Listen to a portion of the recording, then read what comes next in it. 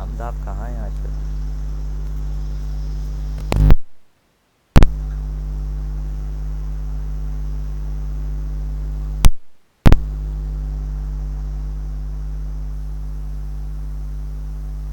कोई बोल नहीं रहा।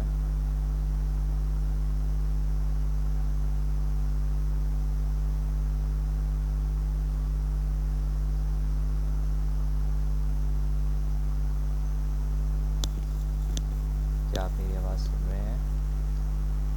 जी सर।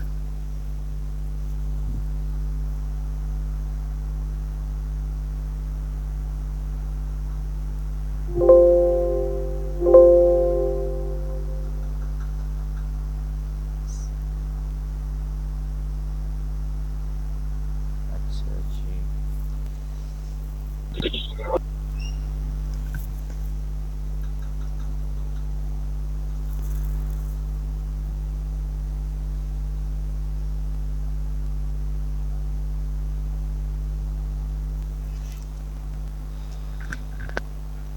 क्वेश्चन 10 जो मैंने आपको हाफ करवाया था वो आपने किया कंप्लीट किसी ने?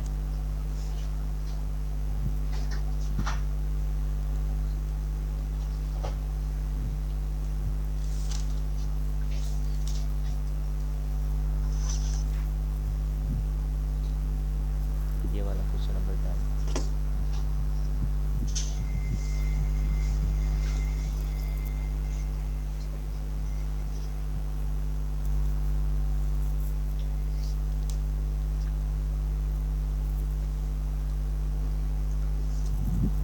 जी, anybody did this question complete? Question number 10.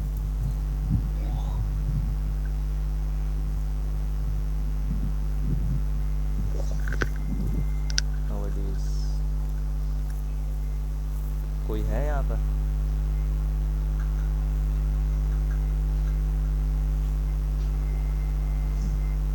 Jibran, हम,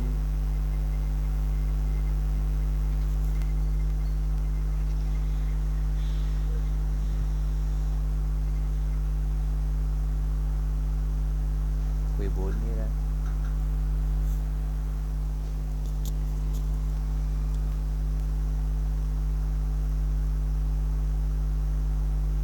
साथ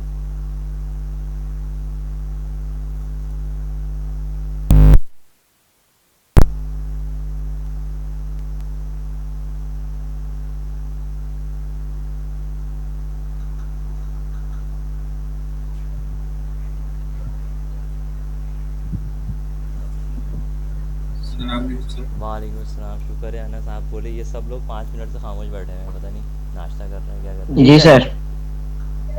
एक बंदा बोला अब।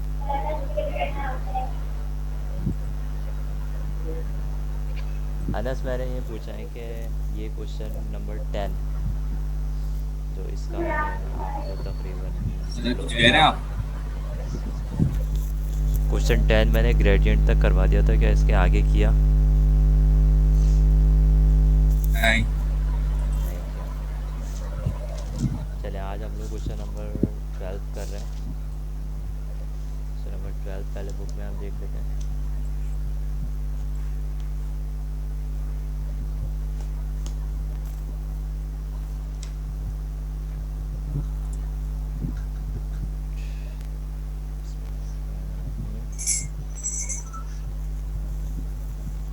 Question number 12 is by drawing a suitable straight line graph.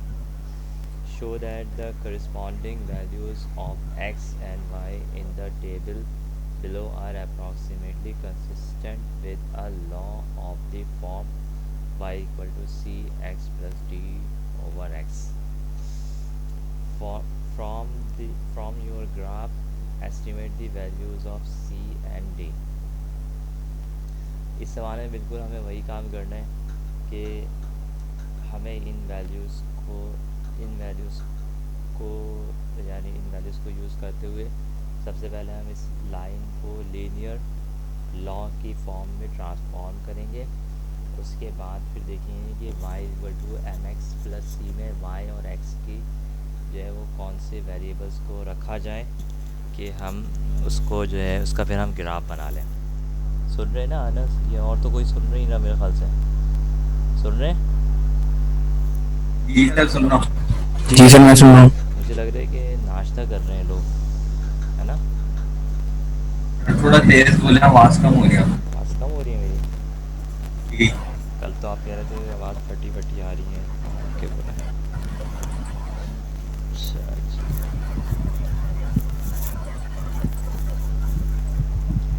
अब ठीक है सर वो हाथी रेडियो में खड़ा है। जी? हाथी वेटिंग रूम में खड़ा है। अच्छा अच्छा अच्छा, बता दिया करो यार। अहमद सिद्दीकी, अब्दुल हादी, ठीक है। अच्छा ये देखिए, हमें सबसे पहले हमने क्या किया, ये क्वेश्चन में एक्स और वाई की वैल्यूज़ लिखी थी, हमने उनको एज इट इज़ लिख दिया। उसके बाद जो इक्वेशन थी हमारी, उस इक्वेशन को हम लोग क्या करेंगे, ट्रांसफॉर्म करेंगे y is equal to M X इस फॉर्म में, ये लीनियर लॉ के फॉर्म में। तो उसके लिए हम क्या करेंगे कि क्योंकि c यानी लास्ट वाली टर्म को वेरिएबल फ्री करना है, वेरिएबल इसका ख़त्म करना है, तो हमने क्या किया, x से मल्टीप्लाई कर दिया पूरी इक्वेशन को, multiplying through out, multiplying through out by x। जब इस पूरी इक्वेशन को हमने x से मल्टीप्लाई किया तो वाई एक्स हो गया, सी एक्स स्क्वायर हो गया और डी ओनली डी रह गया, तो x से x कट गया। अब यहाँ पर हम क्या करेंगे, अब हम देखेंगे y की जगह पर एक्स वाई है और x की जगह पर एक्स स्क्वायर है, ठीक है।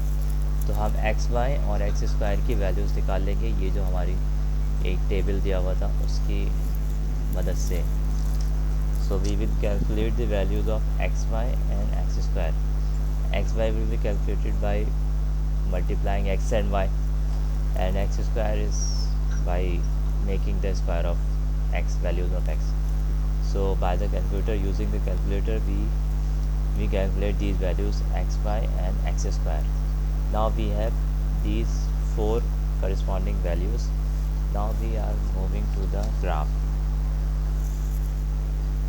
ग्राफ में हमने क्या किया, सबसे पहले स्केल रखा हमने, क्योंकि हमारे पास जो वैल्यूज़ आ रही हैं वो एक्स एक्सिस पर एक्स स्क्वायर लेंगे, एक्स एक्सिस पर हम एक्स स्क्वायर लेंगे, and on Y axis we will take X Y.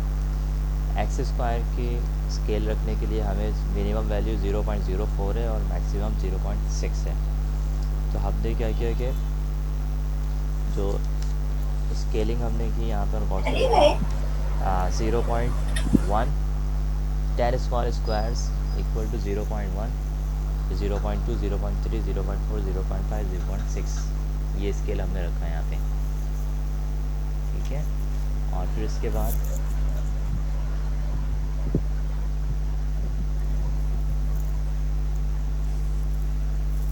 ये स्केल हमने एक्स एक्सिस पे रखा, वाई एक्सिस पे हमारे पास मिनिमम वैल्यू 1.5 है और मैक्सिमम वैल्यू 2.2 है, तो हमने 1.1 से स्टार्ट कर दिया ये वैल्यू। ये देखें आप, वाई एक्सिस पर हमने यहाँ पर 1.1 रखा, फिर 1.2, 1.3, 1.4, इस तरीके से हमने ये वैल्यूज़ यहाँ पर हमने रख दी, ठीक है।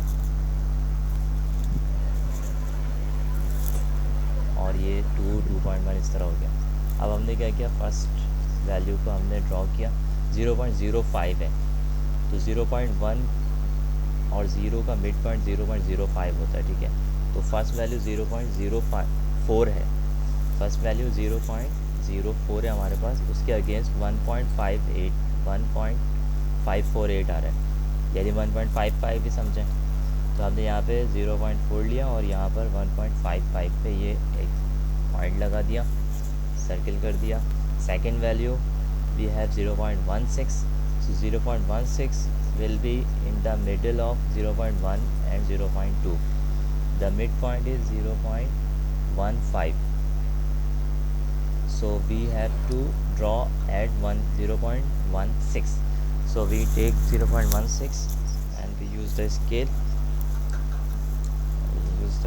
And we draw just above the value, the value is 1.69, so it's almost 1.7. On x-axis 0.16 correspond to the value 1.692, so we take it approximately 1.7, so we draw it at 1.7. Clear? Next, what we have done next is 0.36. again this is in between 0.3 and 0.4, so 0.35, this is 0.35, and just a little bit forward we have 0.36. so 0.36, we have the y-axis value is 1.932, almost 2. so just above the 0.36 we draw 1.9, this is 1.9, so this is 1.9, so we draw it up till here, just above, a little bit above 1.9.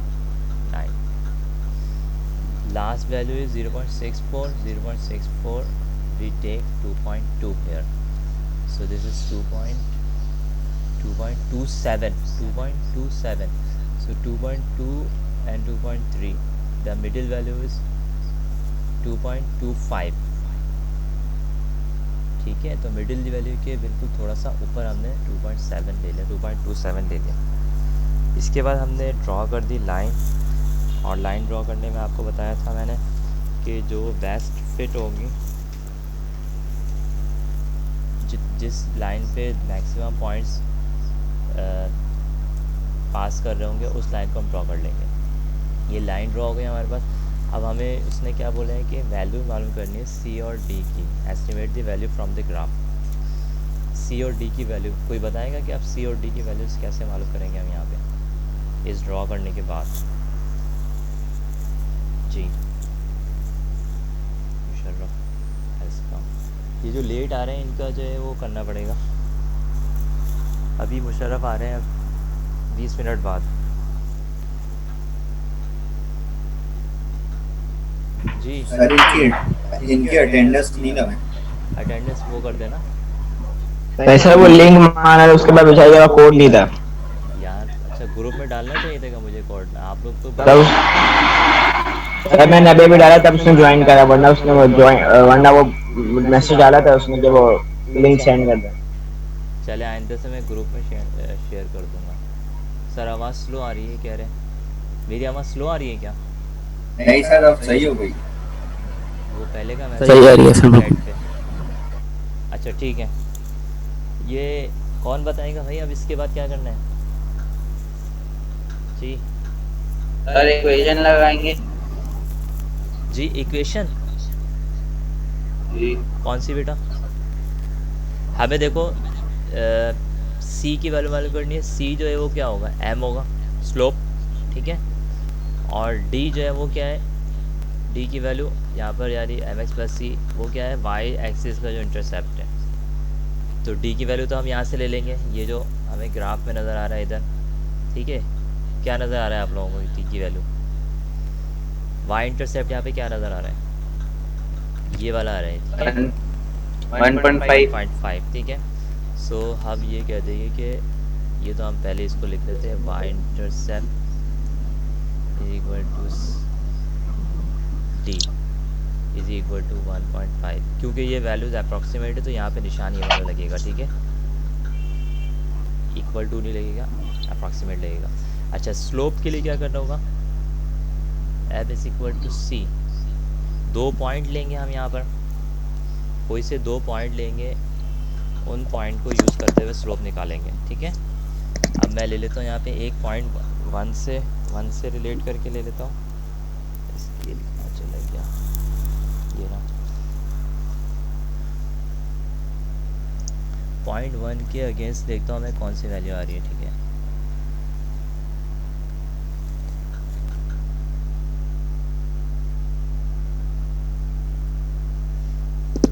वैसे आप लोग इसको graph paper भी कीजिएगा, ठीक है। किसी ने किया है ग्राफ पेपर पे? है किसी ने किया ग्राफ पेपर पे? यहाँ पर 0.1 x पर आ रहा है और y पर आ रहा है 1.64 तकरीबन आ रहा है 1.64। नेक्स्ट हम ले लेते हैं 0.5 पर।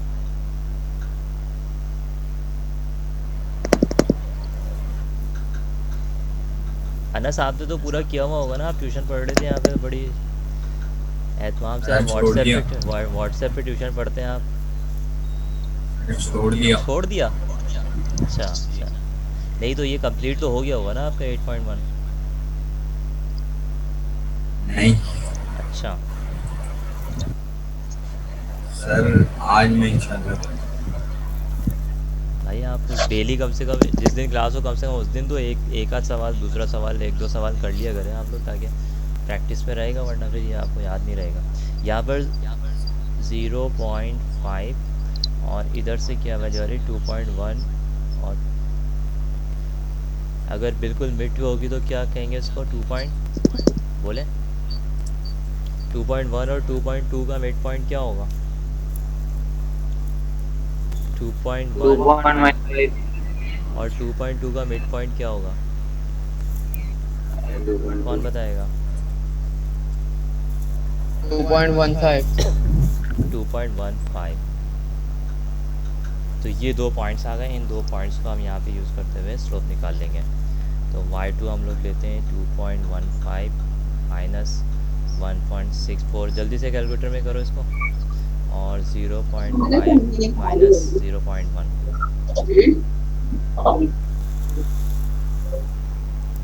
ये क्वेश्चन कौन सा है? Question number 12।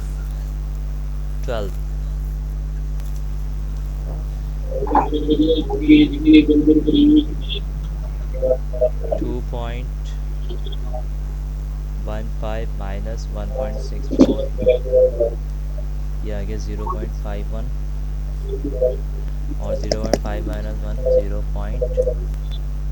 0.4। सो इसको डिवाइड करेंगे 0.4 से तो हमारे पास आ रहा है 1.275।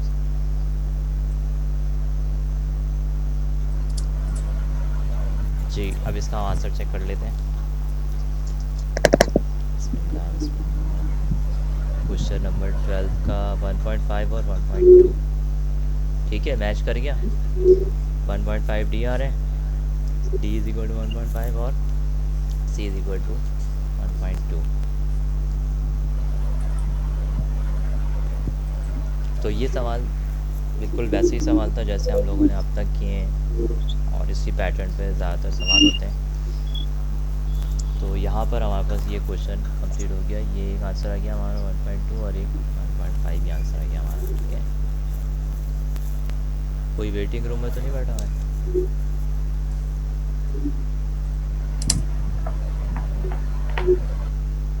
फहद आ गए माशाल्लाह।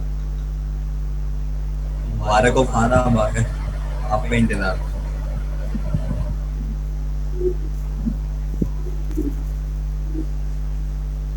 फहद आप कहाँ थे, क्या नाश्ता? अस्सलाम वालेकुम। वालेकुम सलाम। खैरियत थी? देर से आए आप।